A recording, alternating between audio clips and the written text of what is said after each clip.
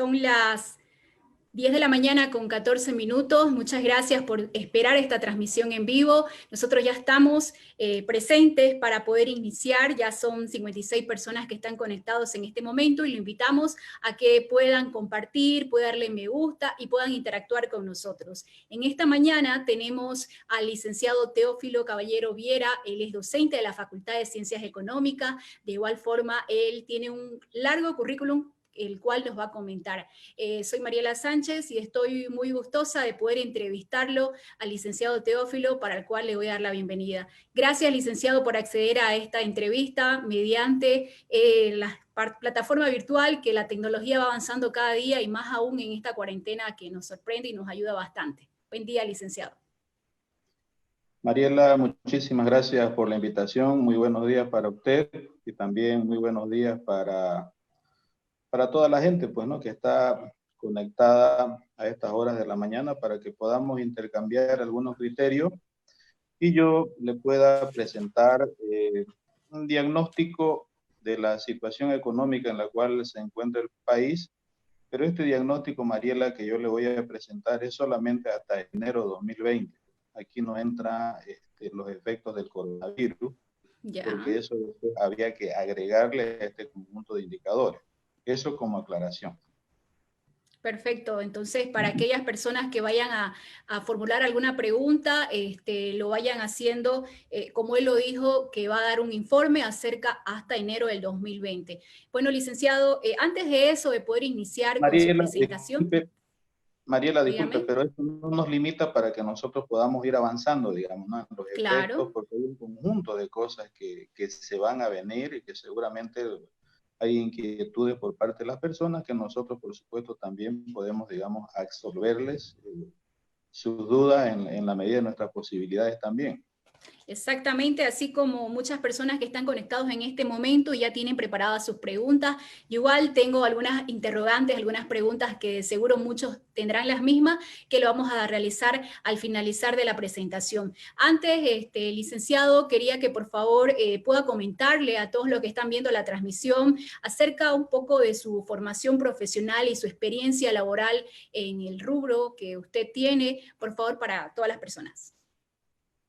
Bueno, yo soy economista de formación, tengo una maestría en finanzas, soy profesional graduado por la Universidad Autónoma Gabriel René Moreno en 1992.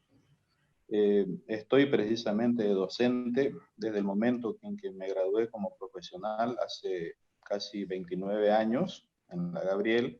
También he tenido la oportunidad de ejercer la docencia en la UCSA de Santa Cruz. En alguna oportunidad estuve en la UTEXA.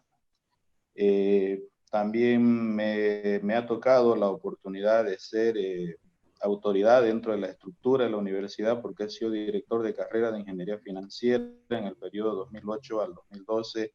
También he sido director de la unidad de posgrado de nuestra facultad en el año 2013. Tenemos una amplia experiencia tanto en el sector público como en el sector privado. Agradecido con Dios por todas las oportunidades que nos ha dado, ¿no es cierto?, de poder cumplir a cabalidad con nuestras funciones. Y hoy en día me encuentro ya abocado plenamente al ejercicio de la docencia. Exactamente, y quién no lo recuerda, donde usted hace amar a la economía, aquellos que tuvieron la oportunidad de pasar su materia en macroeconomía, en otras materias que da en ciclo común y también en materias de cada carrera, y bueno, ahí uno ha tenido la oportunidad de pasar con usted clases y poder entender y saber todo el conocimiento que usted transmite a los estudiantes. Bueno, licenciado, luego de poder comentarle a todas las personas que están viendo esta transmisión y puedan enterarse de qué nivel de profesional nosotros contamos con la Facultad de Ciencias Económicas ahora como docente, ya muchos años de trayectoria que tiene, y él va a ser el encargado en este momento de compartir un tema que de seguro muchos se están preguntando y poder conocer y también amar la economía como el licenciado Teófilo lo explica. Bien, licenciado, entonces lo vamos a dejar para que usted pueda empezar con esta disertación especial y decirles, por favor, si tienen alguna pregunta, háganlo, escríbanlo. Estamos en la transmisión en vivo por la nuestra página de la Facultad de Ciencias Económicas-UAGRM. Yo voy a leer sus preguntas. Al finalizar de la disertación, el licenciado va a responder todas las dudas que ustedes tengan. ¿Listo? Vamos a iniciar entonces, licenciado. Muchísimas gracias nuevamente por este espacio y bueno, gracias, licenciado. Iniciamos. Muy bien, Mariela.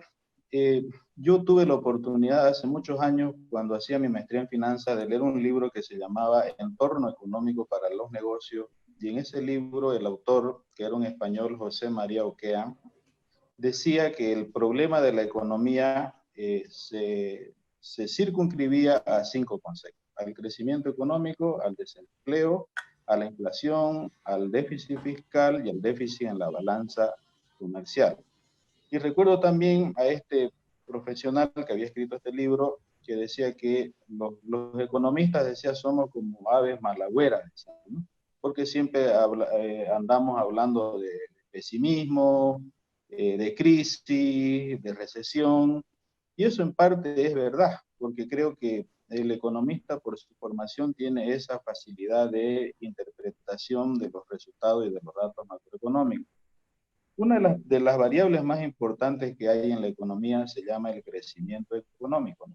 El crecimiento económico, así muy sencillo, no es más que el aumento en la producción de los bienes que produce un país en un año en relación al anterior.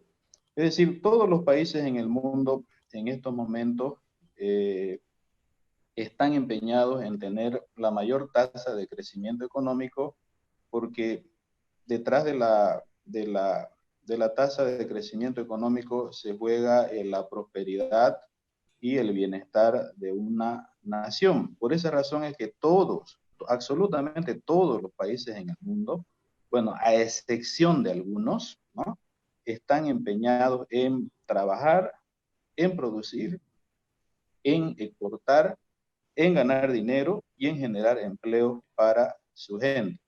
Decía algunos países porque resulta que Bolivia durante 14 años se prohibió exportar, y cuando se prohíbe exportar, se prohíbe producir, y cuando se prohíbe producir, se prohíbe de trabajar. Pero afortunadamente esa etapa del oscurantismo ha pasado y esperamos que no vuelva. Ustedes están viendo ahí en pantalla la evolución del crecimiento de la economía boliviana en los últimos años. Como ustedes pueden ver, para el año 2019, de acuerdo al IGAE del INE, el IGAE es el Índice General de Actividad Económica, que es un dato, no es oficial, pero es un dato preliminar que ha sacado el INE, donde se muestra que lastimosamente el crecimiento económico del año pasado no alcanza ni siquiera al 2,5%, y que esa tasa de crecimiento económico es la más baja de los últimos 16 años. Ustedes pueden ver que la tasa más baja que tuvimos antes del 2019 fue en el año 2003, donde se tuvo una tasa del 2,45%, pero también es necesario recordar a la gente que está conectada que en el año 2003 nosotros tuvimos una etapa muy difícil. Fue el febrero negro, cuando Gonny Sánchez de Lozada quiso implementar el impuesto a los sueldos de los trabajadores, y hubo una reacción popular fundamentalmente en La Paz que terminó con más de una decena de muertos en las calles. También en el año 2003 tuvimos lo que se llamó el Octubre Negro, que concluyó con la huida de Gonny en helicóptero de la ciudad de La Paz y el advenimiento de Carlos Mesa. O sea, el año 2003 fue una etapa tétrica, fue una etapa negra, y en ese año el crecimiento fue 2,45. Y fíjese usted que 16 años después, o sea, el año 2019, prácticamente hemos tenido esa misma tasa de crecimiento económico, o sea, la más baja de los últimos 16 años. Y usted me preguntará, bueno, ¿y cuáles son las razones? Porque si se observa la gráfica, desde el año 2013, nosotros tenemos ya un crecimiento cada vez menor de la economía boliviana. El año pasado hemos tenido problemas en el suministro de gas que le vendemos al Brasil y la Argentina. Hemos incumplido contratos.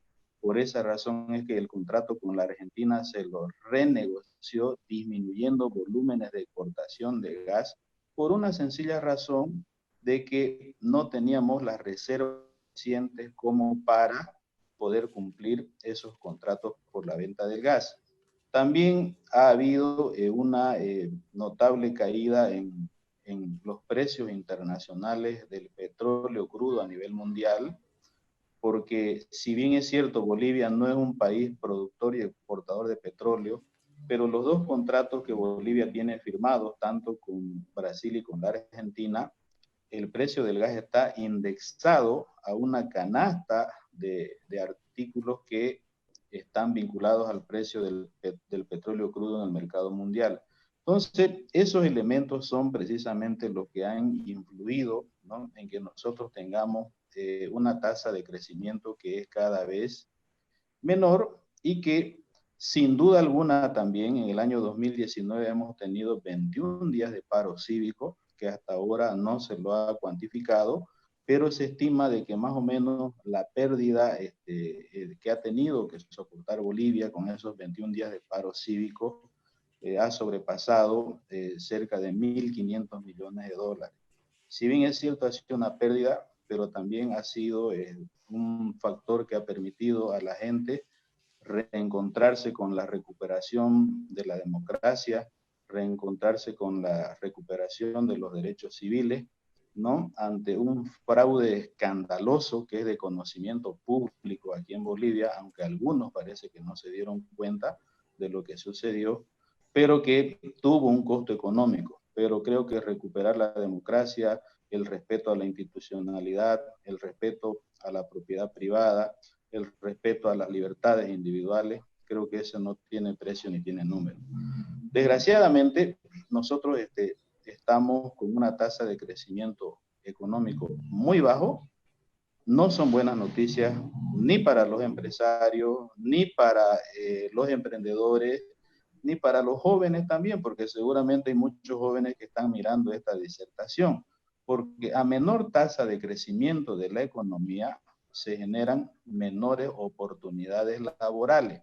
Entonces, esto quiere decir que en el año 2020 vamos a tener una estrechez en el mercado laboral, porque la información técnica señala de que si Bolivia pudiera dar empleos a todo el ejército de jóvenes que tratan de incorporarse cada año al mercado laboral, que son alrededor de 160.000 jóvenes que están entre 18 y 25 años, la economía boliviana debería crecer a tasas arriba del 6%. Entonces, si el año pasado hemos crecido a una tasa que está por debajo del 2,5%, seguramente para este año 2020, con los efectos del coronavirus que prácticamente está casi ha paralizado la economía boliviana entre un 70 y un 80%, entonces no se augura una buena tasa de crecimiento económico, no se augura de que se vayan a crear los empleos necesarios, y es más, para los que ya tienen la oportunidad de estar trabajando, cuiden su empleo, valoren su empleo, porque la situación con la coyuntura ya que teníamos del año pasado, que sumado, ¿no?, a esta pandemia mundial, ¿no?, a esta guerra biológica que se ha armado en contra del mundo occidental, ¿no es cierto?, que predica la libertad y la democracia, como es Europa y los Estados Unidos, ¿no?, tendrá su efecto en los países pobres, en los países tercermundistas, que vamos a pagar las consecuencias de esa pugna, ¿no es cierto?, por el liderazgo mundial. Creo que con eso, Mariela, podemos cerrar esta primera etapa del crecimiento de la economía. Perfecto, licenciado. Bueno, sigamos avanzando acerca de las siguientes diapositivas. Y bueno, ¿le puedo hacer en este momento las preguntas o prefiere que avancemos todo en general? Claro, y luego claro que sí, vamos preguntando? Por ejemplo, aquí me dice Antonio Flores, ¿qué políticas recomendaría aplicar para subsanar los problemas económicos que se viene después de la cuarentena? Eso podemos discutirlo al final de la exposición como una forma de corolario, digamos, de lo que hemos hablado. Listo, entonces ¿sí? Sigamos avanzando. Ya. Ese cuadro, Mariela, que usted ha puesto ahí, nos está mostrando la evolución del gasto público en Bolivia. usted puede ver que hasta el año pasado el gasto público del Estado Nacional sobrepasó los 214.000 millones de bolivianos. Pero sigamos la misma lógica que hacían los académicos, entre comillas, del proceso de cambio, de compararse siempre con el año 2005. Fíjese usted que en el año 2005, cuando Carlos Mesa era presidente, que renuncia en junio de 2005 y después llega Rodríguez Belcé en ese año, que era un gobierno transitorio, el gasto público del gobierno apenas era 40.500 millones de bolivianos. Y sin embargo, el año pasado hemos cerrado con un gasto público de alrededor de 214.000 millones de bolivianos. Es decir, el gasto del Estado se ha incrementado en 5.5 veces más de lo que era en comparación al Estado. Por eso es que alguna gente dice, si el gasto del Estado se ha incrementado en 5.5 veces más, entonces nosotros deberíamos hoy tener un sistema de salud 5.5 veces mejor que el que teníamos en 2005, un sistema educativo 5.5 mejor que lo que había en el año 2005, un sistema de seguridad ciudadana y de infraestructura 5 veces mayor a la que teníamos en el año 2005. Lastimosamente no ha sido así, porque de este gasto público que tiene el Estado Nacional, alrededor del 83% de esa plata que se gasta es gasto corriente. Y el gasto corriente viene a ser el gasto que realiza el Estado en su funcionamiento rutinario, como el pago de sueldo, de salario, de pasajes, de viáticos, de consultoría, de materiales, de suministros, o sea, todo lo que el gobierno gasta en el mantenimiento de la burocracia estatal. Y que solamente de estos 214.000 millones de bolivianos se ha destinado alrededor del solamente 17% para la inversión pública. Entiéndase que la inversión pública es el gasto que realiza el Estado en la construcción, en el mantenimiento de infraestructura. Por ejemplo, la construcción de un hospital es inversión pública, la construcción de un módulo educativo es inversión pública, la construcción de una carretera es inversión pública, y lastimosamente gran parte de este gasto público se ha destinado, ¿no?, al mantenimiento y al crecimiento del gasto corriente, que eso no es bueno. Entonces, ¿cuál es una de las recomendaciones y una de las obligaciones que tiene el nuevo gobierno? Es precisamente empezar a reducir el gasto corriente. Ahora, la gente muchas veces se pregunta, bueno, ¿y en qué Evo Morales se gastó la plata durante 14 años? Y muchos dicen, por ejemplo, se gastó en bonos, en el bono Juana Zurduy, en la renta dignidad, en el otro bono que se le da a las mujeres embarazadas. Lastimosamente, estos tres bonos que se crearon en la gestión gubernamental de Evo Morales, es decir, renta dignidad, bono Juana Zurduy y bono Juancito Pinto, no sobrepasan el 2,8% del presupuesto público. O sea, si usted quiere, es un monto insignificante para el Estado. Gran parte del presupuesto en los gobiernos de Evo Morales se destinaron a la creación y el mantenimiento de un conjunto de empresas públicas que muchas de ellas quebraron, como por ejemplo ENATEC, ¿no?, la empresa nacional de textiles que quebró, como la empresa constructora del ejército que solamente funcionó y que también quebró, como el ingenio azucarero de Bermejo, que fue una obra estrella de Evo Morales que también quebró, pero que sin embargo hasta hoy existen 31 empresas públicas que están funcionando, pero que lastimosamente no están generando ni van a generar los recursos suficientes para el Estado Nacional.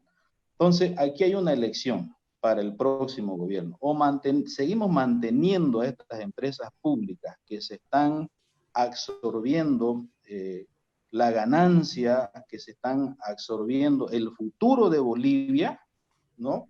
O destinamos esos recursos a fortalecer, como por ejemplo el sistema de salud, que usted ha visto que el sistema de salud está quebrado, o sea, ya estaba quebrado, porque también aquí es necesario recordarle a la gente que entre el año 2017 y 2018 hubo una huelga de los médicos durante 40 días, ¿no? Que al final logró de que la sociedad civil se plegue a su planteamiento porque precisamente no habían las condiciones necesarias para dar un buen sistema de salud en el ámbito público.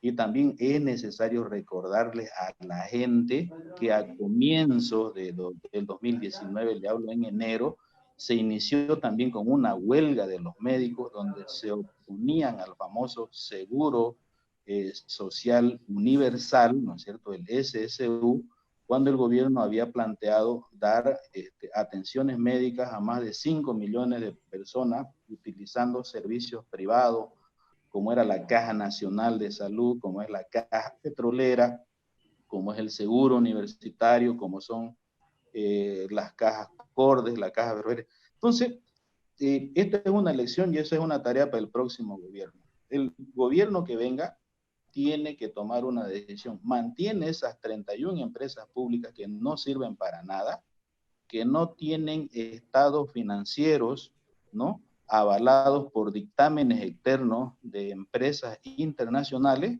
o esos recursos los destinamos para fortalecer el sistema de salud y el sistema de educación en Bolivia.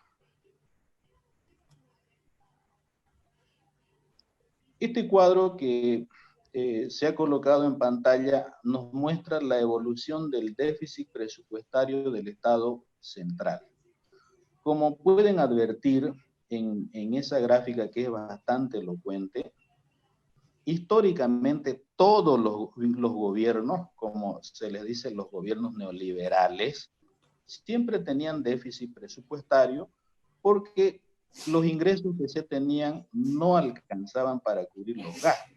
Es decir, un déficit fiscal se origina cuando los gastos del gobierno son mayores a sus ingresos. Si ustedes observan la primera porción de barras rojas que están a la izquierda de la pantalla, podrán ver que en el año 2002 nosotros tuvimos el déficit fiscal más alto de los últimos años. Y la pregunta era, bueno, ¿y qué había pasado en el año 2002? En el año 2002, un poco para recordarles a la gente y a los jóvenes que seguramente han nacido, algunos de ellos en ese lapso de tiempo, es decir, son productos de Goni Sánchez de Lozada. En ese lapso de tiempo hubo cambio de gobierno, es decir, dejaba Tuto Quiroga el gobierno, porque Tuto Quiroga gobernó entre el año 2001 y 2002, fue solamente presidente por 11 meses, y asumía Gonzalo Sánchez de Lozada, pero Sánchez de Lozada asumía el gobierno con un déficit fiscal que bordeaba el 9%, y que también ese déficit estaba vinculado al crecimiento de la burocracia estatal, porque Goni, en su afán de consolidar su mayoría parlamentaria, gobernó con el MIR de Jaime Paz Zamora, y a los cuales tuvo que crear 3 ministerios, incrementando la burocracia estatal. Entonces el déficit fiscal se dispara en el año 2002, y es precisamente por esta razón que en febrero 2003 el gobierno de Goni trata de implementar el impuesto a los sueldos de los trabajadores para tratar de reducir ese déficit fiscal. Ahí fue lo que yo le comentaba hace un rato, que se nos vino el febrero negro y después se nos vino el octubre negro, que terminó con la salida de Goni del gobierno. Pero a partir de ahí hay una reducción del déficit fiscal, fruto a que hay un gran compromiso de la cooperación internacional. Yo aquí, por ejemplo, me permito nombrarlo a un gran país amigo como es la República Democrática del Japón, que nos condonó cerca de 700 millones de dólares, o sea, se hizo un borrón y cuenta nueva sin pedirnos nada a cambio, en un proceso de mucha hermandad y de mucho aprecio hacia el pueblo boliviano, más allá de los gobiernos. Y entonces hubieron decisiones como esas que permitieron rebajar el déficit presupuestario. Pero también ahí se observa que cuando llega Evo Morales en el año 2006, el gobierno nacional, después de muchas décadas de déficit, empieza a obtener superávit fiscal. Si usted le pregunta a un masista qué fue lo que pasó, le dirían que fue gracias a la nacionalización, que fue a los movimientos sociales, etcétera. Pero lo real y lo concreto es que el país pasó de una situación de déficit a superávit que justamente se presentó durante el gobierno de Evo Morales, pero aquí hay que hacer una explicación bastante somera. Primero, hasta el año 2005, la renta petrolera que recibía el país por exportación de hidrocarburos apenas alcanzaba el 18% y el 82% quedaba en manos de las empresas transnacionales. Fue por esa razón que en julio de 2004, durante el gobierno de Carlos Mesa, se inicia el referéndum por la recuperación de los hidrocarburos. Y en ese referéndum el pueblo boliviano votó para que se recupere la propiedad de los hidrocarburos para el pueblo boliviano y se recupere también la renta petrolera a favor de Bolivia. Es por esa razón que el 17 de mayo del año 2005, el Congreso Nacional, a la cabeza del senador por Santa Cruz, Armando Bacadíes, y también a la cabeza de Mario Cosío, quien era presidente de la Cámara de Diputados, él era diputado por Tarija, aprueban la ley de hidrocarburos que crea el impuesto directo a los hidrocarburos de 32% en boca de pozo. De esa forma, la renta petrolera a favor de Bolivia, que era de 18%, se incrementa a 50%, es decir, quedamos mitad y mitad con las empresas extranjeras. Estos recursos, que si bien es cierto, se aprueba la ley, ¿no es cierto?, en mayo de 2005, pero estos recursos recién empiezan a distribuirse a partir de noviembre y diciembre del año 2005. Pero justamente en diciembre de 2005 hubieron elecciones nacionales donde Evo Morales gana las elecciones. En Santa Cruz hubo elección de alcalde, donde gana Percy Fernández, y por primera vez en la historia, gracias a una lucha cruceña, conseguimos la elección de los prefectos en Bolivia, y en Santa Cruz, en esa primera elección de prefectos, la gana Rubén Costa. Entonces, se podrá observar que el país de obtener un 18% pasa a un 50%, y cuando asume Evo Morales en el año 2006, se encuentra con este ingreso extraordinario que empieza a obtener el país por el impuesto directo al hidrocarburo. Y hay otro fenómeno interesante.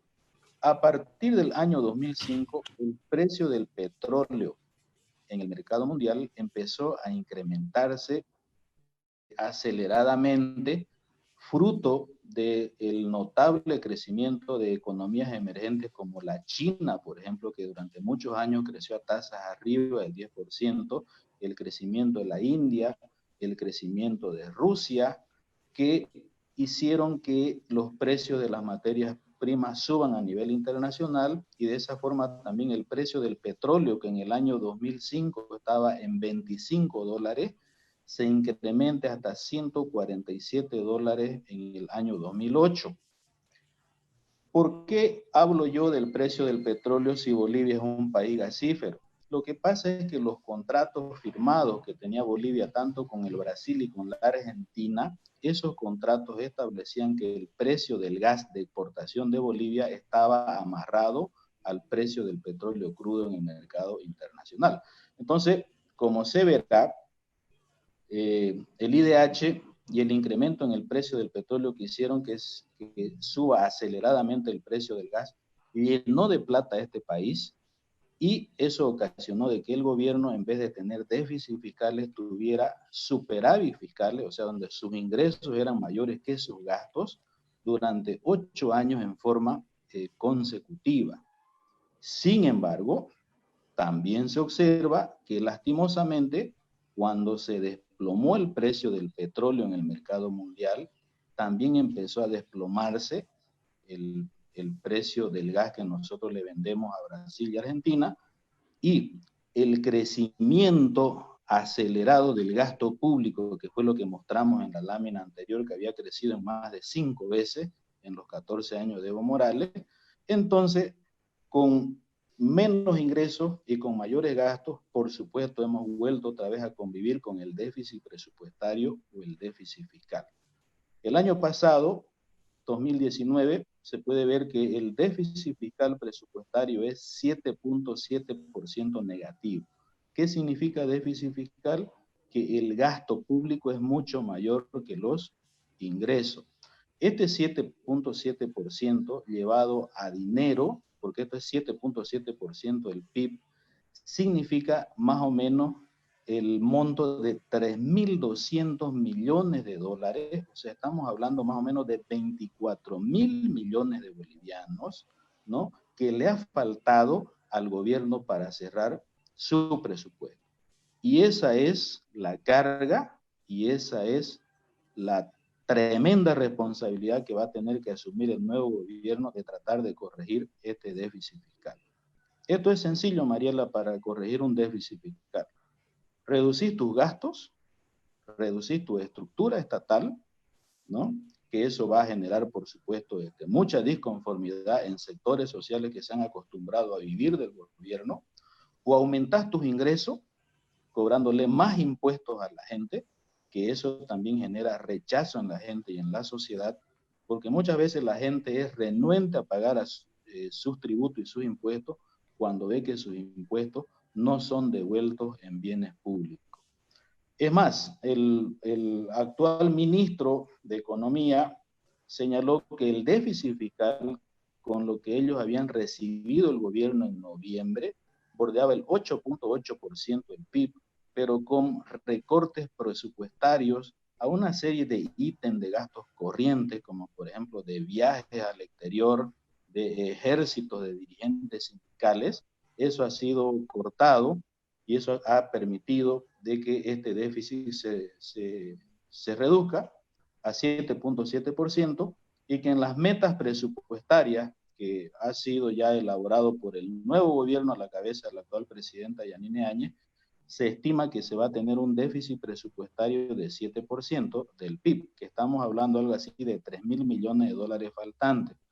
Pero aquí, Mariela, no estamos incorporando el efecto de la pandemia del coronavirus, porque como yo le decía acá, nosotros estamos hablando con datos a enero 2020 y que todavía no estamos incorporando la casi semi-paralización de la economía boliviana por esta desgracia que está viviendo Bolivia y que está viviendo el mundo, que es precisamente la difusión de la pandemia del coronavirus a nivel mundial. Ese cuadro que nosotros estamos ahí observa también cuál ha sido la evolución de la balanza comercial en Bolivia en los últimos 30 años. Como ustedes pueden ver, en el primer rango superior donde están los datos con rojo, se observa en ese primer tramo cómo las importaciones, es decir, los productos que Bolivia compra del extranjero, eran mucho mayores a los que nosotros exportábamos, ¿no? Se entiende por exportación, ¿no?, a todos los productos bolivianos que se producen acá y que se venden en el extranjero. Históricamente, Bolivia fue un país que tuvo déficit en su balanza comercial, y cuando un país tiene déficit en su balanza comercial, tendrá problemas en sus reservas internacionales que administra el Banco Central. Y si un banco central tiene problemas de reservas internacionales, tendrá dificultades para controlar el tipo de cambio. Es por esa razón de que cuando nosotros en el periodo 1990 al año 2003 teníamos problemas de reservas internacionales porque nuestras exportaciones eran muy pocas, el tipo de cambio subía continua y periódicamente. Pero a partir del año 2004 hasta el año 2014, ustedes pueden observar cómo crecieron las exportaciones de Bolivia desde, por ejemplo, el 2005 de más de 2.900 millones de dólares, se llegó a más de 13.000 millones de dólares en el año 2014, y en esta etapa que se observa de una situación histórica de déficit en balanza comercial, pasamos a una situación de superávit en nuestra balanza comercial, es decir, nuestras exportaciones, los recursos que obtuvimos por exportar, sirvieron para cubrir todas las compras del extranjero, todas nuestras importaciones, y hubo un saldo excedentario de dólares que se quedaron dentro de la economía boliviana, y que esos dólares fueron a fortalecer las reservas internacionales del Banco Central. Por esa razón es que las reservas internacionales empezaron a crecer a partir del año 2005, y ese crecimiento de reservas hizo de que el tipo de cambio en Bolivia se aprecie o se reduzca, aunque a partir del año 2011 fue congelado en 6 bolivianos con 96. Eso se pudo hacer gracias al crecimiento de las reservas internacionales que se obtuvieron en el periodo 2004-2014. Pero vuelvo a insistir, esta etapa del 2004 al 2014 se debe fundamentalmente al aumento de la renta petrolera que se quedó en el país, fruto del impuesto directo a los hidrocarburos, y también eso fue fruto de el crecimiento en el precio del gas que nosotros le vendíamos a Brasil y la Argentina, gracias a la subida del precio del petróleo en el mercado mundial, porque es necesario hacerle recuerdo a la gente que nos está mirando en estos momentos, que en el año 2005 el precio del gas que nosotros le vendíamos a la Argentina bordeaba $1, y cuando el precio del petróleo se disparó a 147 dólares, el precio del gas que Bolivia le vendía a la Argentina subió de $1 a 11 dólares. Y en el caso del Brasil, que le vendíamos a $2, subió a cerca de 9 dólares. Entonces, todo esto, esta subida de precios de las materias primas, fruto de la bonanza económica mundial, hicieron de que nosotros tengamos este superávit en balanza, y que afortunadamente nuestras reservas internacionales hubiesen crecido aceleradamente. Lastimosamente, en la parte inferior ya de la diapositiva, se observa cómo nuestras exportaciones han empezado a reducirse, llegando el año pasado, hasta el 31 de diciembre, alcanzar exportaciones por un valor que ni siquiera han llegado a los 9.000 millones de dólares, que comparado al 2014, que eran de 13.000, ahí nosotros tenemos una reducción de casi 4.000 millones de dólares de exportaciones, y que esta caída de exportaciones han provocado nuevamente que nosotros, de una situación de superávit en balanza comercial, pasemos a una situación de déficit en balanza comercial. Para aquellos que dicen que la nacionalización fue lo que aumentó los ingresos, habría que preguntarles entonces si es que la nacionalización feneció en el año 2015, porque resulta que en el año 2015, como ustedes pueden ver, las exportaciones empezaron a bajar. Esto se explica por la caída en el precio del gas natural en el mercado internacional, que el año pasado, en diciembre, de 100 dólares había reducido a aproximadamente 60 dólares, y que ahorita en abril 2020 el precio del petróleo está en 30 dólares, cuando en el presupuesto general del Estado se fijó un precio mínimo de 51 dólares. ¿Qué significa esto de que el precio del petróleo en el mercado mundial esté por debajo de lo que se ha fijado en el presupuesto? Que se vienen recortes presupuestarios que tienen que hacerse en el gobierno, recortes presupuestarios en todas las alcaldías, en todas las gobernaciones, y por supuesto también en la universidad pública, que en el presupuesto 2020 había programado un impuesto directo a los hidrocarburos de casi 70 millones de bolivianos que íbamos a percibir, pero que fruto de esta caída del precio del petróleo, de esos 70 millones que se había programado y presupuestado, aproximadamente solamente se estarían por recibir cerca de 30 millones de bolivianos aproximadamente, dejando en suspenso, sí, con la esperanza de que, si Dios, que Dios quiera, que más adelante el precio del petróleo empezara a subir, para que nosotros también empezáramos, ¿no?, a recibir ingresos adicionales por renta petrolera, que en este caso concreto es el impuesto directo a los hidrocarburos. Eso es, Mariela, respecto a la balanza comercial. Este cuadro que ustedes están observando nos está mostrando la evolución de las reservas internacionales en el Banco Central. Las reservas internacionales vienen a ser el conjunto de divisas que posee el Banco Central y que son utilizadas para financiar las compras que tiene un país del extranjero. Por ejemplo, cuando un cruceño quiere comprarse un auto Suzuki, entonces ese auto Suzuki se lo compra, pero tiene que pagar en dólares. Es decir, todas las compras que realizan los ciudadanos nacionales siempre se realizan en dólares, y por esa razón es que el Banco Central siempre tiene que tener reservas internacionales para financiar los gastos de los ciudadanos. El cuadro es bastante elocuente. Se observa cómo a partir del año 2006 las reservas internacionales crecen de 1.700 millones de dólares en la gestión de Carlos Mesa y Rodríguez Belcé hasta alcanzar más de 15.000 millones de dólares en el año 2014. Lo que decíamos anteriormente, ¿por qué crecen las reservas internacionales?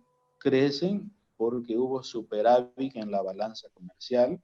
¿Por qué hubo superávit en la balanza comercial? Porque sencillamente crecieron las exportaciones bolivianas, porque aumentó el precio del gas natural que nosotros le vendemos a la Argentina y al Brasil.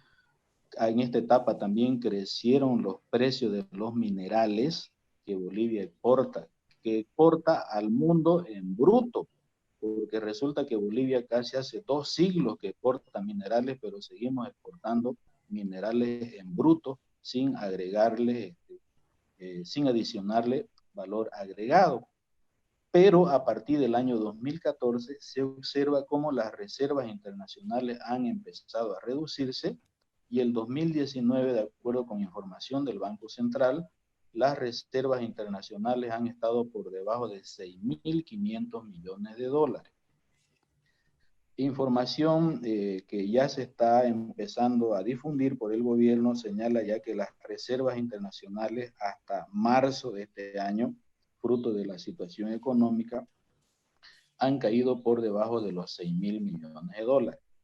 ¿Por qué se han reducido las reservas internacionales? Porque por lo que ya dijimos, ¿no? Este país está exportando menos, y al exportar menos ha aparecido la cuestión del déficit en la balanza comercial, y en la medida en que las reservas internacionales sigan reduciéndose, va a haber una presión para que el tipo de cambio empiece a subir. Y eso será un fenómeno inevitable, porque de repente, si no sea una decisión del gobierno de subir el tipo de cambio, el mercado se va a encargar de hacerlo, porque lastimosamente y desgraciadamente así funciona la economía.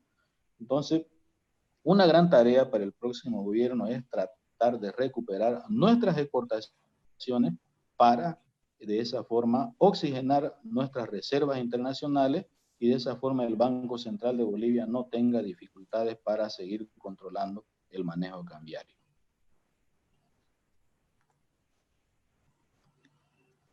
Este cuadro, Mariela, que usted está mostrando, que es cuadro del Ministerio de Economía, nos está mostrando ahí la evolución de la deuda externa de Bolivia en los últimos 20 años.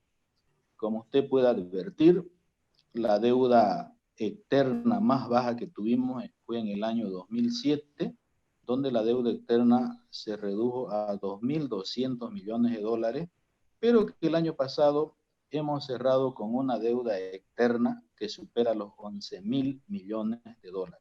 Y eso es lo que hasta ahora nosotros no hallamos explicación.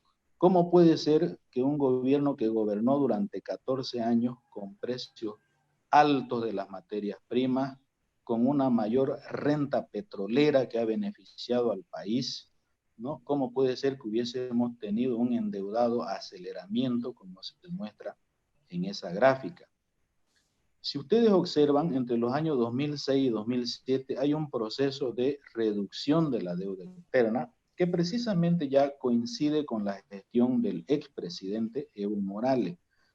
Esa reducción de la deuda externa se debe a la condonación de los organismos internacionales, como por ejemplo el Banco Mundial y el Fondo Monetario Internacional, que el 9 de junio del año 2005, enmarcándose en los objetivos de desarrollo del milenio aprobado por Naciones Unidas en el año 2000, ¿no?, condonan parte de la deuda externa a Bolivia, y a esto se plega también el Banco Interamericano de Desarrollo, que nos condona cerca de $1.000 millones, enmarcados también en los objetivos de desarrollo del milenio diseñados por Naciones Unidas.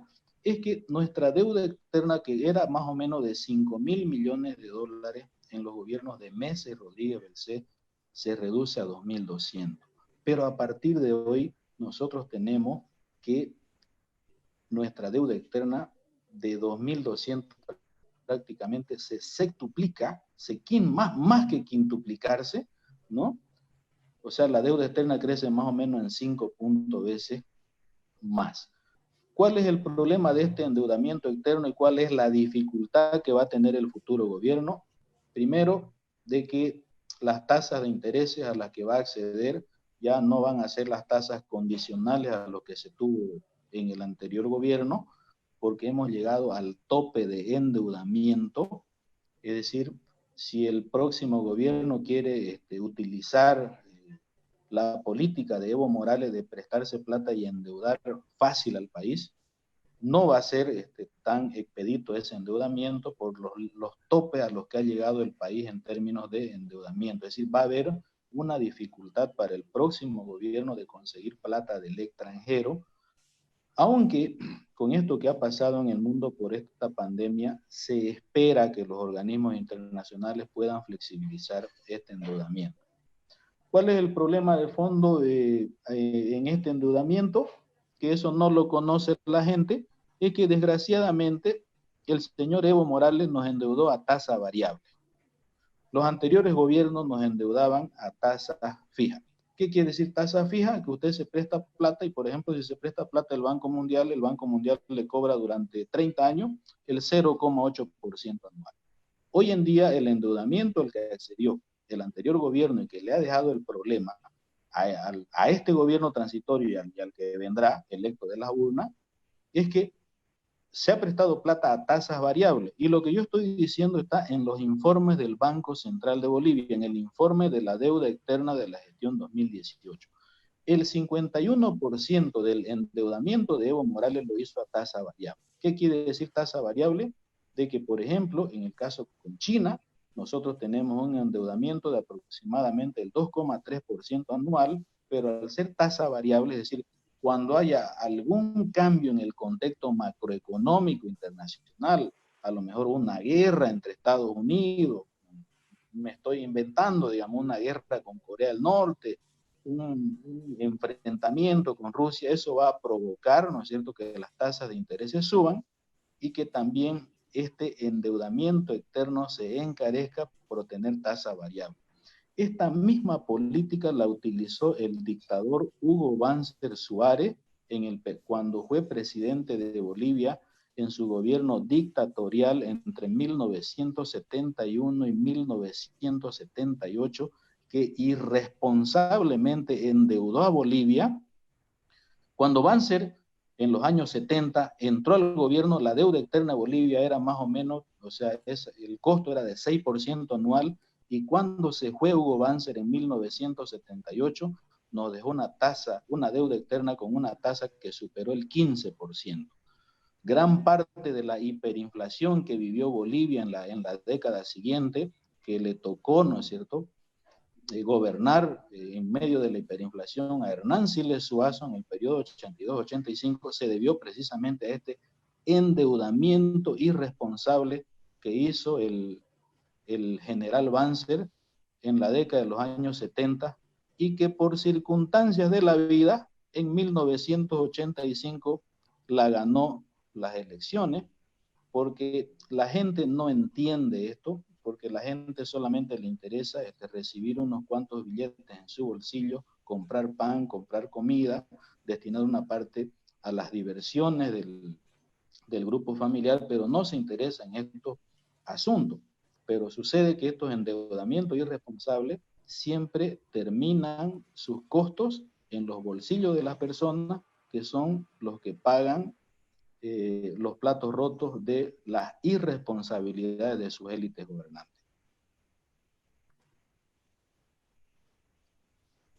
Y este cuadro, Mariela, que usted está presentando, nos muestra la evolución de la inversión extranjera directa neta en Bolivia.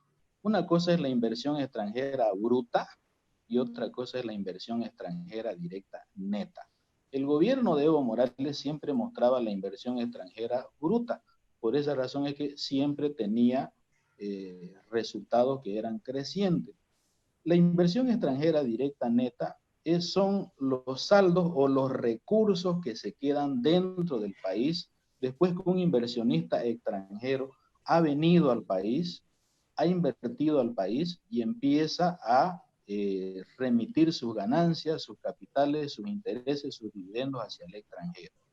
Como se puede ver ahí en la gráfica, se observa que nosotros tuvimos una etapa negra que fue en el año 2005, donde tuvimos una inversión extranjera negativa de 238 millones de dólares. ¿Qué quiere decir esta inversión negativa? Quiere decir que más bien los inversionistas, en vez de mantener sus dólares dentro del país, ¿no? Sus equipos fijos, sus activos fijos, ¿no? Su inversión de cartera, sus disponibilidades en caja y banco, en vez de mantenerlos en el país, se los llevaron al extranjero, se los llevaron a sus lugares de origen. Pero afortunadamente a partir del año 2006 se puede observar cómo la inversión extranjera crece, llegando a un tope máximo de 1.700 millones de dólares en el año 2013, y que a partir de ahí la inversión extranjera, o sea, la plata que invierten los inversionistas dentro del país cada vez es decreciente. El año pasado, y esto es la cereza sobre la torta, y de acuerdo a información con el Banco Central, es que el 2019 hemos cerrado con un proceso de desinversión extranjera de 160 millones de dólares. Este negativo de 160 millones de dólares son los dólares que se han llevado los inversionistas hacia sus lugares de origen, hacia sus fuentes matrices.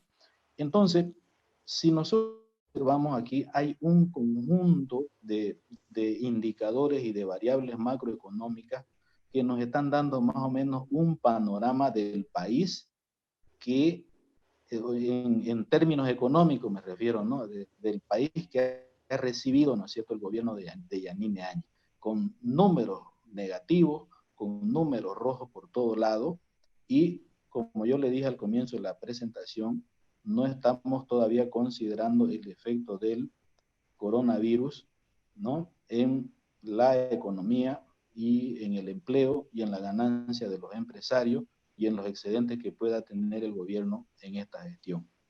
El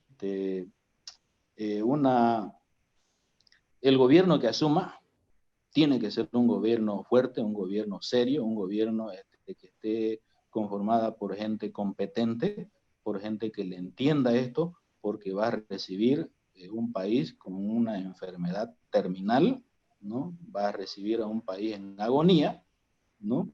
Y para eso se necesita gente capacitada, gente honesta y gente formada para dirigir los destinos de este país. Creo que con eso, Mariela, hemos hecho ya una radiografía y un diagnóstico de lo que tiene que enfrentar el nuevo gobierno. Exactamente, licenciado. Agradecerle por una importante participación y disertación preparada para todos los estudiantes que están viendo en este momento la transmisión en vivo a través de nuestra página de la Facultad de Ciencias Económicas UAGRM. Bueno, queremos escuchar las preguntas que tienen todos, por favor, háganlo conocer en este momento para que pueda dar lectura a todas aquellas personas que tienen dudas, consultas, comentarios acerca de su participación del licenciado Teófilo. Lo pueden hacer en este momento. Yo voy a estar leyendo todos los comentarios. El licenciado Teófilo va a escuchar todas las sugerencias y preguntas que ustedes tengan. Así que, por favor, pido que escriban en este momento. Yo igual tengo algunas preguntas y estuve leyendo algunas de las preguntas cuando usted estaba haciendo su disertación, licenciado, de muchos estudiantes que nos están siguiendo en este momento en la transmisión en vivo. Así que estoy esperando para que lo puedan hacer en este momento y bueno, vamos a agradecerle nuevamente, licenciado, a usted por permitirnos estar en esta transmisión en vivo y acceder con nosotros de poder compartir lo que usted también enseña a todos los estudiantes en las clases. Mariela, usted ya tenía algunas preguntas que me había adelantado al comienzo. Podemos empezar por ahí. Exactamente, listo. Voy a hacerle algunas preguntas, entonces voy a leerle algunas preguntas. Por ejemplo, Diego Alejandro Quiroga y también Sergio Daniel hacen la misma pregunta. ¿Se depreciará el boliviano con respecto al dólar? Preguntan eso. Yo les he mostrado información de que cuando las reservas internacionales empezaron a crecer fruto de las exportaciones que tuvo Bolivia gracias a los precios altos de las materias primas, del precio del petróleo, cómo se disparó en el mercado mundial, cómo el precio del gas que le vendíamos a la Argentina, al Brasil, de $1 se disparó a $11. Entonces este país se llenó de dólares. Y el dólar es una mercancía al igual que la papaya o la naranja. Por ejemplo, ¿qué pasa cuando el mercado se llena de naranja? El precio baja, se pone barata la naranja. Pero cuando ya no hay naranja en el mercado, el precio de la naranja sube. Lo mismo pasa el dólar. Cuando una economía se llena de dólares, la moneda nacional, ¿no es cierto? En este caso el dólar, ¿no? Se abarata. ¿Por qué? Porque como es abundante, ¿no? Baja su precio. Y eso fue precisamente lo que pasó cuando el tipo de cambio, porque había abundantes reservas internacionales en el Banco Central. Pero en la presentación han podido observar que a partir del año 2014 las reservas internacionales netas empezaron a reducirse, ¿no? De 15.000 millones de dólares a 6.400 millones de dólares. Entonces, cuando las reservas internacionales empiezan a bajar, significa que hay escasez de dólares. Y si hay escasez de dólares, es inevitable que más temprano que tarde el tipo de cambio pueda empezar a subir. Por eso es que el nuevo gobierno tiene la tarea y la difícil misión de recuperar las exportaciones de este país. El nuevo gobierno tiene la tarea de abrir la economía al mundo para que nuestros productores locales puedan vender sus productos al extranjero, puedan captar dólares, ¿no? Y con más dólares nosotros vamos a tener más reservas en el Banco Central y de esa forma el Banco Central podrá controlar el tipo de cambio. Entonces, es lo que yo le decía, las reservas internacionales no pueden seguir reduciéndose. Hay que tomar medidas y políticas y para eso nosotros necesitamos un gobierno con gente seria, un gobierno con gente competente y no ese grupo de personas que usted ha visto que han ocupado cargo de ministro y que esto no es racismo ni discriminación, pero había gente que no sabía leer ni escribir. Y si no tienen esas condiciones, no pueden ejercer esos cargos públicos. No puede ser que tengamos nosotros diputados y senadores que no sepan leer y escribir, pero si son ellos los que aprueban las leyes para el país. Entonces nosotros tenemos que mejorar también en ese sentido. Y eso no es discriminación ni es racismo, sino que zapatero a tu zapato. Exactamente, licenciado. Bueno, Mónica Flores Canasi tiene una pregunta, dice, ¿cuál será el sector más afectado luego de que pase esta cuarentena? Y de igual forma, Álvaro Casalosa también enlazada a esa pregunta, dice, ¿qué sectores de la economía podríamos fortalecer para que nuestra economía se pueda mejorar luego que pase esta cuarentena? Los afectados somos todos. O sea, ya el país estaba mal. Yo les estoy mostrando lo que hemos hablado, ya nos mostraban que el país estaba mal. Pero esto de la pandemia ha sido la cereza sobre la torta. Ha sido una catástrofe, ha sido una hecatombe. Entonces, ¿a quién afecta y a quién no afecta? A todos, absolutamente a todos nos va a afectar, pero va a afectar fundamentalmente a la gente más pobre, porque al final de cuentas son ellos los que pagan las consecuencias y los platos rotos, que en este caso es un fenómeno mundial inédito en el mundo, nunca jamás se lo ha visto, pero lastimosamente que va a afectar a la gente más pobre. Y todos los desaciertos que se cometieron durante 14 años, por supuesto que también la gente más pobre lo va a pagar. Yo solamente le doy un ejemplo, Mariela. En 14 años, el señor Evo Morales no construyó un solo hospital en el departamento de Santa Cruz. Los 5 hospitales de tercer nivel que tenemos en Santa Cruz, el Hospital San Juan de Dios, por si usted no lo sabe, fue creado en 1828, o sea, 3 años después de la independencia de la República de Bolivia. Y el último hospital de tercer nivel construido en Santa Cruz se llama el Hospital Japonés, que fue una donación del gobierno del Japón en 1985. Entonces, ahí se muestra de que la gente más pobre es la que va a pagar las consecuencias por todos los desaciertos, ¿no?, que se han cometido durante 14 años. ¿Y por qué yo, si usted se dará cuenta, por qué yo hago hincapié en los 14 años de Evo Morales? Porque en su gestión se administró una bonanza económica inédita que a lo mejor nunca jamás la vamos a poder tener en el devenir del tiempo. Fue una bonanza económica inédita como nunca antes en la historia, cuyos recursos, ¿no?, cuya ganancia para el país debieron ser invertidas para fortalecer y para proteger a la clase más pobre de nuestro país. Y eso es lo que nosotros siempre hacemos hincapié. No podemos entender cómo una persona como el señor Evo Morales, que salió de la extrema pobreza, porque él mismo decía de que comía joyejo de naranja, de las flotas, ¿no?, que tiraban, y él comía, dice eso, que una persona que salió de la extrema pobreza se hubiese olvidado de la gente más pobre en sus 14 años teniendo tanta plata. Y usted ha visto el despilfarro de recursos en canchitas, en coliseos, en estadios, en elefantes blancos, que al final del día no sirven para nada. Exactamente. Tengo otra pregunta de Brian Lara. Dice, ¿qué políticas económicas se pueden accionar para los departamentos con menor crecimiento? Cada departamento es un mundo aparte. Cada departamento tiene sus propias fortalezas, sus propias debilidades. ¿Por qué Santa Cruz es diferente a Bolivia? Porque los cruceños de antes, porque Santa Cruz existe para Bolivia recién a partir de 1960, porque de 1900 hacia atrás Santa Cruz no existía para Bolivia, porque vivíamos en el monte, alejados del mundo, porque no estábamos conectados ni con Bolivia, peor con el extranjero.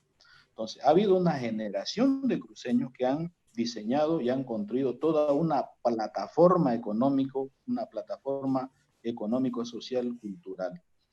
Y muchos de los jóvenes que están acá a veces piensan que lo que hay, por ejemplo, la ciudad de los anillos, la ciudad de las radiales, ¿no?, creen que fue eso obra y gracia del Espíritu Santo. Eso fue obra de una clase visionaria, ¿no?, de una clase comprometida con el futuro de su pueblo, y que por supuesto también eso estuvo acompañado por la bondad de nuestro Creador de darnos tantos recursos naturales, porque nosotros como Santa Cruz tenemos absolutamente todo, no nos falta nada. Por esa razón es que hoy en día nos hemos convertido en el granero de Bolivia, suministramos el 70% de los alimentos que consume Bolivia, nos hemos convertido en el epicentro económico del país, a pesar que nosotros hemos tenido un crecimiento, pero ha sido con freno en mano. eso ha hecho de que nosotros tengamos una economía mucho más diversificada en comparación a otros departamentos.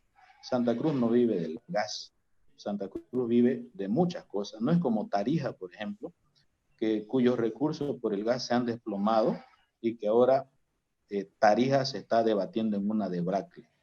Tarija no es Potosí, perdón, Santa Cruz no es Potosí, por ejemplo, que históricamente ha vivido de la explotación de los recursos naturales, que en este caso de los minerales, que ni siquiera han beneficiado a los potosinos. Fíjese usted que el Cerro Rico de Potosí, Mariela, está siendo explotado desde los años 1500, cuando los conquistadores españoles ingresaron, ¿no?, y aplastaron al imperio incaico. Desde esa época Potosí está exportando al mundo. ¿Cuáles son los resultados? Usted ha visto el departamento más pobre, usted ha visto los paros cívicos que ha hecho Potosí, reclamando un hospitalcito de segundo nivel, reclamando un mercadito, ¿no? Porque esa plata de Potosí, porque a veces dicen, ¿no? Es que los cruceños son así porque ha sido con plata en la minería. Esa plata en la minería no ha favorecido a Santa Cruz ni ha favorecido a Bolivia. Ha favorecido a una oligarquía minera que ha saqueado todos esos recursos, cuyo último integrante de esa oligarquía minera es Gonzalo Sánchez de Lozada.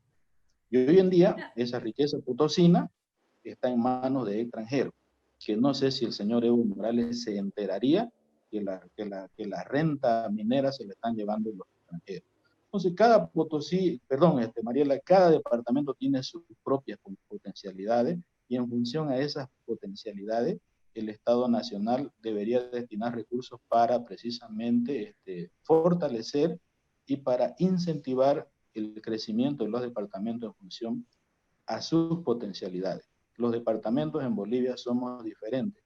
La ventaja que tenemos en Santa Cruz es una economía amplia, es una economía diversificada, que por esa razón es que nos vamos a llenar de bolivianos en las últimas décadas, porque el proceso migracional, el vaciamiento de las ciudades del occidente hacia Santa Cruz es un proceso inevitable, porque su economía diversificada permite de que cada quien, en la medida de su esfuerzo propio, de su sacrificio personal, de su formación, pueda adquirir una oportunidad, pueda adquirir un empleo o pueda desarrollar actividades de creatividad o de emprendedurismo. Otra de las preguntas que Luis hace en la transmisión en vivo dice: una de las medidas más óptimas que el Estado debería realizar es reducir los impuestos, inyectar más dinero en el sistema financiero. ¿Podría darse esta figura en nuestra economía? La Cámara Nacional de Comercio e Industria ya ha enviado un planteamiento al gobierno. Se contempla una rebaja de ventajas impositivas, ¿no?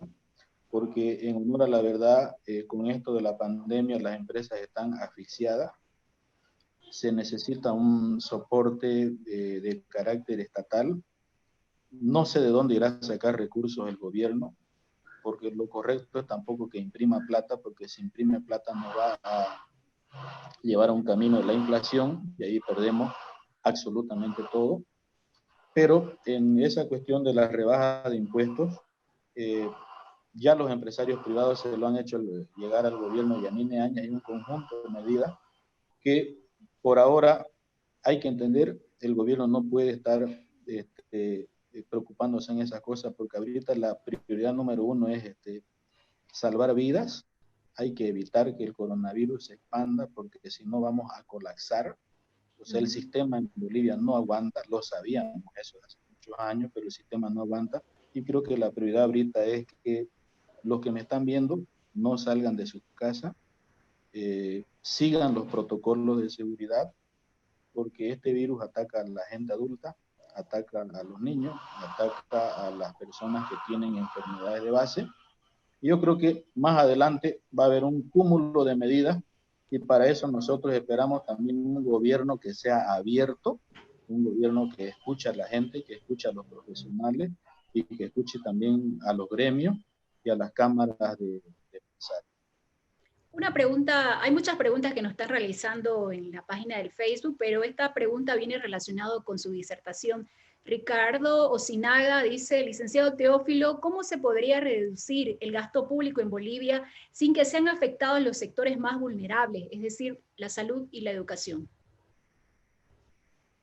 Eh, para empezar, la salud y educación ya están colapsados, porque yo estoy seguro que de los jóvenes que nos están mirando ahí, estoy seguro que deben tener un hermanito en una escuelita pública o un sobrinito en una escuelita pública, y los papás todos los meses se acotan para pagarle un ítem a su profesor, ¿no? O el sistema de salud que ya ustedes lo conocen, que ya estaba colapsado y que esta cuestión de la pandemia debe permitirnos. Y yo creo que aquí los que nos están escuchando, tenemos que exigirle al próximo gobierno que construya por lo menos 2 hospitales de tercer nivel cada año en cada departamento, pero hospitales con médicos, hospitales con especialistas, con enfermeras, con equipamiento, ¿no? Porque de nada sirve construir la infraestructura física si no hay, digamos, el equipamiento ni los recursos humanos necesarios.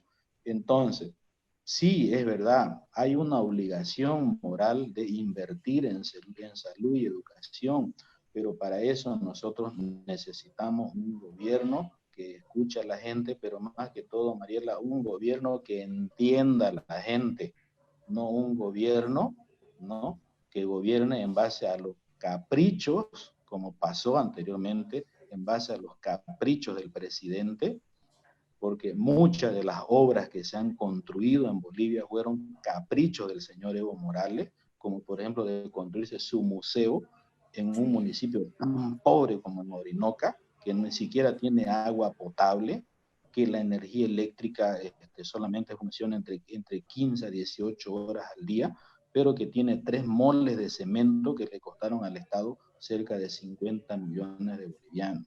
Creo que la educación sirve para algo y por eso es que nosotros tenemos que elegir un gobierno que entienda estas cosas, pero un gobierno que tenga gente capacitada.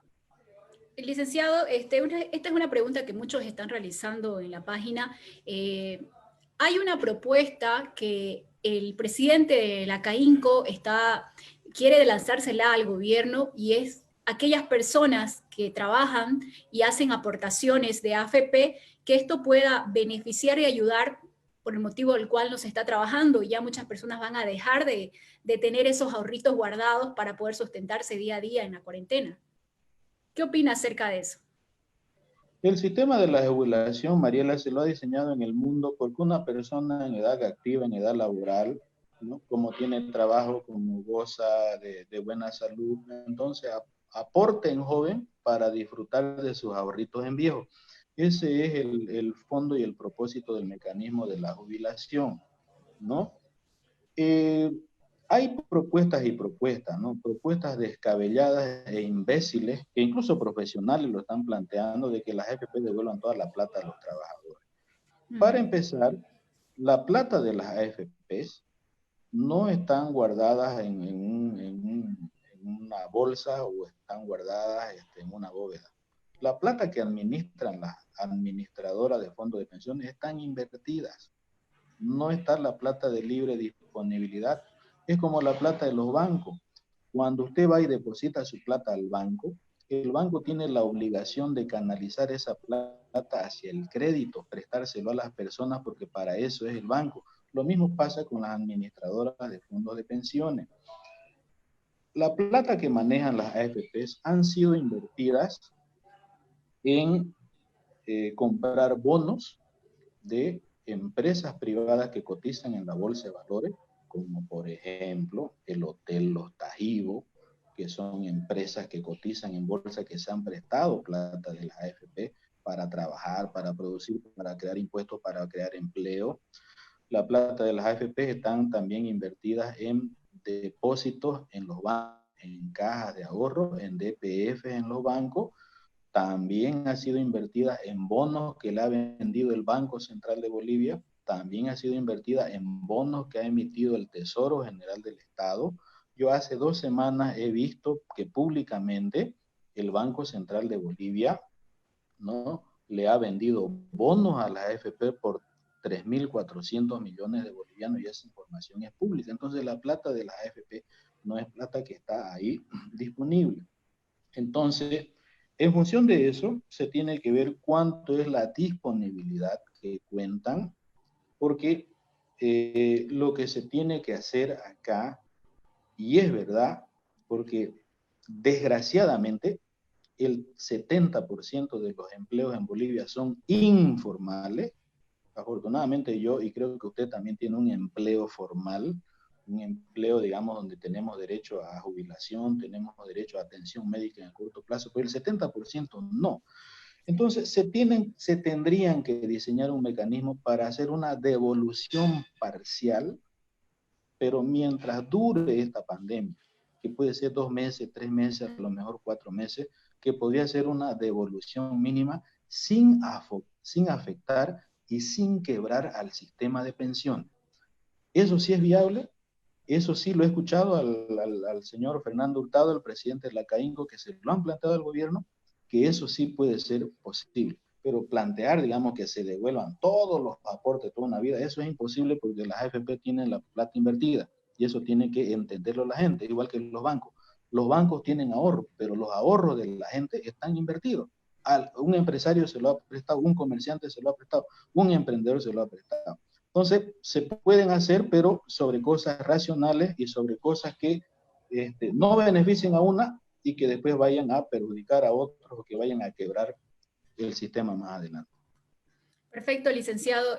Ahora, quisiera que podamos explicarlo a todas las personas que están viendo. El gobierno de Yanine Áñez una vez ha dado varias medidas sobre esta cuarentena que todos estamos viviendo en Bolivia y en el mundo.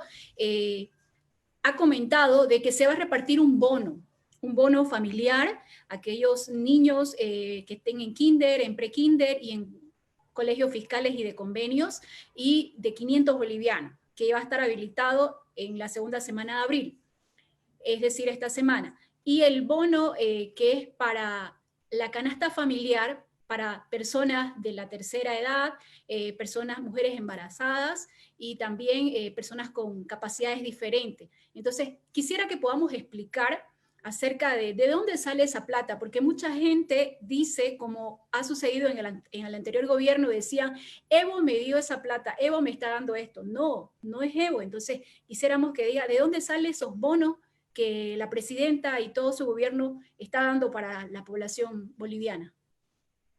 Mire, el ministro de Economía, el señor José Luis Parada, que es uno de los hombres más importantes que tiene el gobierno en estos momentos, es uno de los mejores profesionales cruceños. Yo me animaría a decir, es el único cruceño capacitado y competente para ejercer funciones públicas por el bagaje y por la experiencia que él ha tenido a lo largo de su vida, porque ha sido miembro de organismos internacionales y ha trabajado también en diferentes gobiernos, es decir, que conoce perfectamente cómo funciona este país.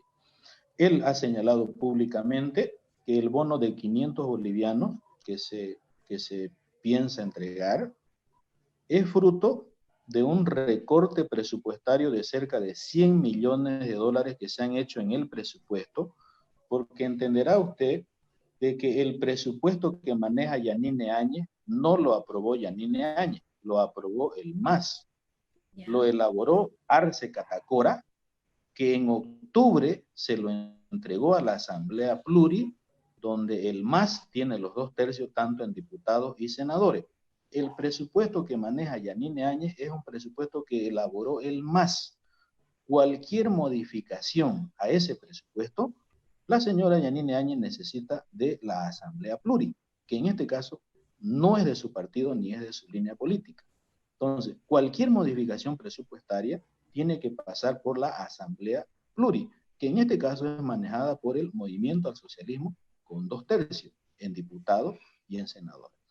El señor Parada, ministro de Economía, ha sido claro y tajante que los 500 bolivianos que van a permitir financiar este bono para la gente será financiado con recursos que provienen de recortes presupuestarios que ha hecho su ministerio a toda la estructura pública, que bordean cerca de 100 millones de dólares. Entre ellos, por ejemplo, pasajes y viáticos que estaban programados y presupuestados en el presupuesto 2020 seguramente para que viajen un séquito de dirigentes, campesinos e indígenas hacia el extranjero. Todos esos gastos han sido recortados. Entonces, ese bono se va a financiar con un ahorro presupuestario de 100 millones de dólares. Como elemento. Como segundo elemento, para financiar esta canasta básica de 400 bolivianos para las personas, por ejemplo, que reciben renta dignidad, pero que no son jubilados, o para mujeres embarazadas, etcétera. Estos 400 bolivianos será financiado con el ahorro que está teniendo el país por la reducción de la subvención a los combustibles, porque resulta que la gasolina que usted y yo consumimos es una gasolina subvencionada por el gobierno, y esta subvención viene desde hace 30 años, no es que lo hubiese inventado el gobierno de Evo Morales. Entonces, el gobierno estima, y esta información está en las redes sociales, cualquier alumno puede ingresar ahí, ¿no?, a verificar a través del Google, puede ver de que el presidente Yacimientos ha dicho que en estos 3 meses la reducción de la subvención a los combustibles se ha reducido en cerca de 300 millones de dólares. Y esos 300 millones de dólares, que son más de 2.000 millones de bolivianos, va a permitir financiar esa canasta familiar de 400 bolivianos. Lo que en otras palabras se nos está tratando de decir es que no implican gastos adicionales, sino que se van a utilizar recursos que estaban destinados para una actividad que no se los va a hacer, y que se los va a hacer para que esos recursos lleguen directamente a la gente a través de estos paliativos que ha dicho el gobierno. Listo. Una última pregunta y ya con esto vamos finalizando, licenciado. Luis Fernando Rocha Medina pregunta, ¿cómo será el escenario económico post-COVID-19 al que se enfrentarán las empresas y los emprendedores? Difícil. Es un panorama muy difícil con todo esto lo que está pasando. Los datos que yo le he mostrado a Mariela, yo le dije, es sin coronavirus. O sea, el coronavirus ha sido la cereza en la torta, ¿sí? O sea, como dicen los vallegrandinos, papioras, ¿no? Entonces, es muy difícil para el tema de los emprendedores, para el tema de los trabajadores. Fíjese usted, las empresas no están produciendo, el emprendedor tampoco está vendiendo, necesita plata, tiene costos fijos. Si bien es cierto, hay paliativos que ha diseñado el gobierno, como por ejemplo de posponer el pago de los servicios básicos en 3 meses, pero igual el efecto sobre la economía lastimosamente va a ser muy fuerte. Solamente pedirle a Dios que podamos salir de este impasse en el que nos encontramos, que la gente entienda que esta enfermedad es mortal, puede ser mortal para ciertos segmentos, para la gente adulta fundamentalmente, pero si la gente no respeta esta cuarentena, Mariela, vamos a seguir nosotros encerrados en nuestras casas, y se va a seguir destruyendo la economía, y la economía de la gente que vive el día a día. Fíjese usted, si nosotros hubiésemos acatado la cuarentena tal como se lo pidió a partir del 20 de marzo, ya hubiésemos salido de esto. Pero como la gente no acataba, yo he visto imágenes en Montero, por ejemplo, que se ha convertido ahora en el epicentro del coronavirus, peligroso para Santa Cruz, porque de nada sirve que yo y usted estemos encerrados en nuestra casa si esa gente sigue por las calles. Lo que ha pasado en Satélite Norte, lo que ha pasado en el barrio Virgen de Luján, lo que ha pasado en zonas del Plan 3000, lo que pasa en Yapacaní, lo que pasa en San Julián, que no les dio la gana de acatar la cuarentena, y que desgraciadamente, ¿no?, estas cosas están sumiendo cada vez más nuestra economía. Dios quiera que podamos salir rápido. Si usted ha visto cómo han colapsado potencias mundiales, no sé si ha visto lo que ha pasado en Francia, en Italia, en España, o sea, potencias mundiales, en Estados Unidos, aquí nuestro vecino Brasil colapsado, el Ecuador. Entonces, por falta de disciplina de las personas, ¿no? Entiendo de que hay gente que vive el día a día, que necesita el día a día, pero hay también gente que ha hecho caso omiso, ¿no?, de las recomendaciones, y que lastimosamente todas esas consecuencias las vamos a pagar todos. Es muy difícil el panorama, Mariela, por eso yo le decía a usted, nosotros cuando elijamos un nuevo gobierno, necesitamos un gobierno fuerte, pero que sea un gobierno fuerte para que gobierne, para que haga cumplir la ley, pero también un gobierno que entienda a la gente, un gobierno que esté formada por gente capaz, por gente que entienda. O sea, ya no queremos ignorantes, ya no queremos analfabetos de gobernantes, y eso tienen que entenderlo los jóvenes. Los jóvenes tienen que saber y tienen que entender por qué sus padres los mandan a la escuela, para que no sean analfabetos y no sean ignorantes. Entonces, y no es racismo ni es discriminación, pero es que eso es lo que necesitan todas las sociedades para ser grandes y para progresar, que los mejores sean los que gobiernen.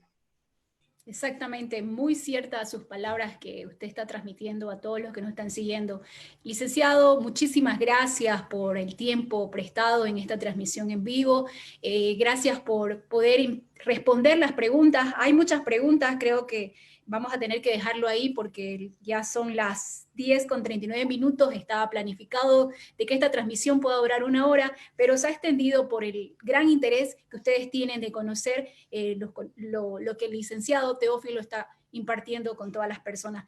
Gracias, licenciado, por su tiempo y bueno, esperemos que todas las personas se queden en casa y luego volvamos a la normalidad, como es el trabajo, el estudio y todo. Antes de eso, licenciado, por favor, unas palabras, diríjase específicamente a los estudiantes de la Facultad de Ciencias Económicas, que muchos de ellos están viendo la transmisión. Bueno, a todos los estudiantes tienen que estudiar porque siempre yo hago hincapié en los alumnos que pasan por mi aula. Santa Cruz es un departamento muy difícil. Tenemos migración de jóvenes de todos los sectores de otras ciudades del país. La competencia por un puesto de trabajo es muy difícil. Aquí se llama un puesto de trabajo y se presentan 100, 200, 300, se presentan hasta 1000 jóvenes por un puesto de trabajo y eso hace rebajar el sueldo. Y la única forma en que un joven, ¿no? Pueda salir del montón, como decimos, es precisamente formándose, estudiando, capacitándose, esforzándose, porque al fin y al cabo, la riqueza de un país, la riqueza de una persona está en el grado de su esfuerzo propio. Los jóvenes tienen que estudiar, los jóvenes tienen que formarse y tienen que capacitarse. Y mucho más, como yo estoy vinculado a la universidad pública, y mucho más los jóvenes que estudian en una universidad gratis, que no pagan un peso. A ver, vayan a averiguar cuánto vale un semestre a la UCSA, vayan a averiguar cuánto vale un semestre en la UTEXA o en la Universidad Católica. Tienen que aprovechar esas condiciones que otros jóvenes no la han tenido ni la van a tener. La comunidad universitaria, Mariela, en Bolivia, apenas es el 4% en Bolivia. ¿Qué significa? Que de 100 habitantes en Bolivia, solamente 4 personas llegarán a la universidad. Y los jóvenes que me están mirando, que están estudiando, es una de esas 4 personas que tendrán la oportunidad de pisar una universidad pública. No estoy diciendo que vayan a salir profesionales, sino de pisar una universidad pública. Entonces los jóvenes tienen que estudiar, tienen que formarse y tienen que capacitarse. No hay tiempo, Santa Cruz no tiene tiempo para mantener a vagos ni mal entretenidos. Y para los estudiantes de la Gabriel, tienen que estudiar y tienen que capacitarse aprovechando que el estudio en la universidad pública es gratis, pero es gratis para él, pero la universidad funciona con impuestos que paga la gente. Y no es correcto que la gente pague impuestos para que los jóvenes estén desaprovechándose de su tiempo y estén condenando su futuro a vivir en condiciones de pobreza. Perfecto.